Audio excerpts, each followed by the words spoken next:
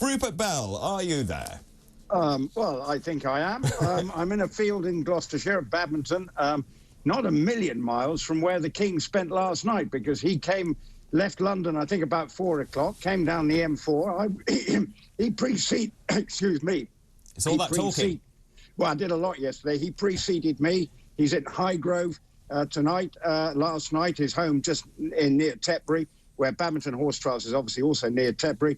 And I've come into a muddy field, and so that's why I'm not wearing my top hat and tails for you this morning. Well, how glamorous. And Rupert, you were very, very busy yesterday with the coronation coverage. Congratulations on all of that. I mean, you know, TalkTV celebrated in style, didn't we, in terms of the coronation. Just your reflections on it. I mean, I was so struck by, I suppose, the dignity, the solemnity, the fact it's so sacred, the weight clearly on the King's face as he is monarch.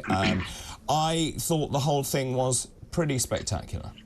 It was, and for me, I think the moment when he had the crown placed on his head, bearing in mind he only wears that particular crown only the once for that short period. That's right, it's an Edward's crown, isn't it? It's an Edward's crown for that short period of time. You could see then that suddenly that moment, that the history, you know, the weight of history bearing down on his shoulders. So that was I think, to me, the most significant moment for everybody, and for him in particular, because of course that is what he's been waiting for 70 years for, that special moment. And you could see then the sort of emotion of it, and also that very, in the end, intimate moment where his son pledged his troth to him to be his liege man and serve him. That suddenly, you looked at the whole picture while we were all watching it. That, in essence, while everybody was watching, they still managed to give the sense of a very private moment between father and son. And those were the two defining moments. It almost, as well, with the Queen, when she had the crown placed on her head, you could see then that all the tension then finally, and then she began to enjoy the rest of the service. And although it was pretty difficult moving around with that crown, because you basically have got to keep your head rock solid, because if you move and look down, it can easily fall off. So you're under lots of physical constraints. But she did, from there on in, look as if she was starting to enjoy the experience of being a focus of attention in such well, everybody looking at you so closely. Really amazing. I as you know, presented Coronation Breakfast yesterday, and before I did that, I did a lot of research, so I read so much.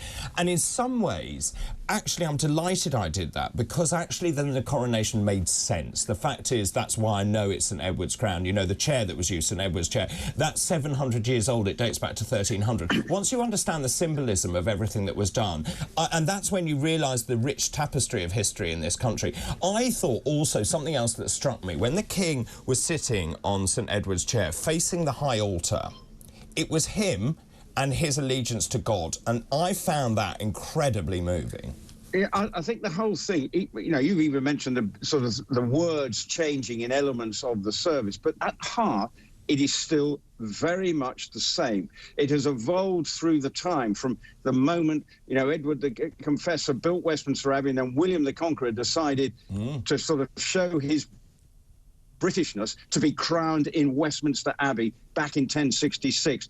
It has just evolved through time. Now, he was the 40th monarch to be crowned, and yes, there are changes. It was a shorter service. We didn't see all the dukes pledging their allegiance. It was still 2 hours of ritual that has evolved magnificently. And I think, you know, let's be honest, the monarchy can call its own rules, and when in essence, Henry VIII decided to set up his own church. So the King making the odd little change, in relative terms, it's not nearly as dramatic as what Henry VIII did back all those years ago. So just in terms of the guest list, and this really struck me, that the King also very much put his own stamp on this, because he invited all the European royals as well, not all of them, but a lot of them. I mean, and that's a break with tradition. Also, just from a political aspect, I thought it was very, very interesting to see representatives from the European Union, Ursula von der Leyen, for example, Charles Michel, all there as well. So I wonder what you made of that. Was that a political point? No, I don't think. Look, the point of the royal family is soft power. And we still need to work with Europe, whether we're in or out. You know, so the point is, Europe you know, is our most significant trading partner if you take it as a big unit.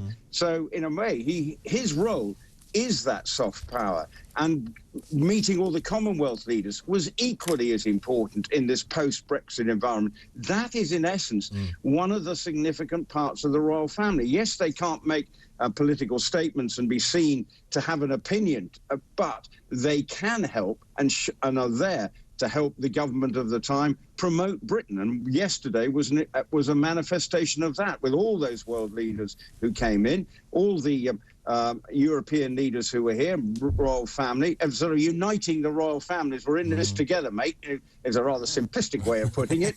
But in essence, that's the point, isn't it? Yeah, well, absolutely. I've had messages from Belgium, from Spain this morning, from people, and there they are, celebrating the coronation, watching this. Andrew made the point, 300 million or thereabouts, or even more probably, that watch the coronation globally. I mean, it's extraordinary. Just in terms of the royal families, though, I find that fascinating that he invited them, that, you know, it's essentially...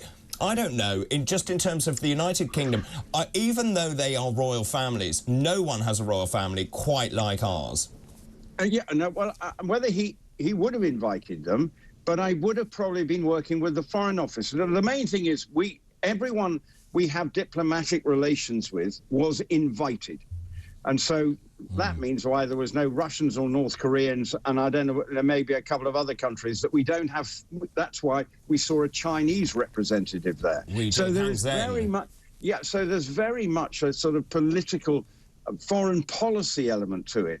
And that's one of the criticisms often, is that we have neglected our foreign policy, but the monarchy is a way of being able to link in a sort of, okay, albeit you might say a showy way, but a lot of people like the trappings of being associated with that. And it does us, from a foreign point of view, a world of good at times. And yesterday was what those meetings on Friday were about, were probably as important as what we saw happening in Westminster Abbey yesterday. Absolutely right. Can I just ask one thing? A lot of the media have been asking whether Charles is going to be a good king. Two things. Firstly, what makes a good king? And do you think Charles is going to be one?